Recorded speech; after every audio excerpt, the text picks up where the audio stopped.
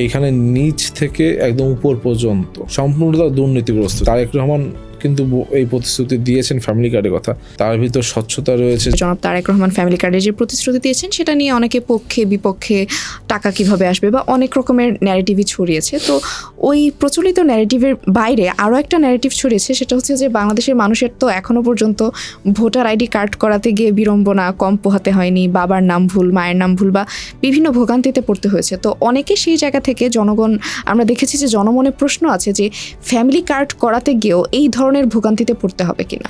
আসলে গত 17 বছরের অনির্বাচিত সরকার ছিল। অনির্বাচিত সরকার থাকার কারণে তারা কারো কাছে দায়বদ্ধ ছিল না এবং তাদের যে ম্যানেজমেন্ট সেটাও প্রপারলি হতো না। অর্থাৎ এইখানে নিচ থেকে একদম উপর পর্যন্ত সম্পূর্ণটা দুর্নীতিগ্রস্ত ছিল। কিন্তু একটি জনগণের সরকার যখন হবে, জনগণের প্রতি দায়বদ্ধ সরকার যখন হবে, একটি সরকারে যখন বিরোধী দল এবং সরকারি দল বা বিভিন্ন মতের মানুষ থাকবে, তখন কিন্তু চাইলেই যা খুশিতে করা যায় না। অর্থাৎ তখন যে কাজটি করতে হয় সেটি অত্যন্ত ন্যায়ের সাথে, সততার সাথে এবং ট্রান্সপারেন্সির সাথে।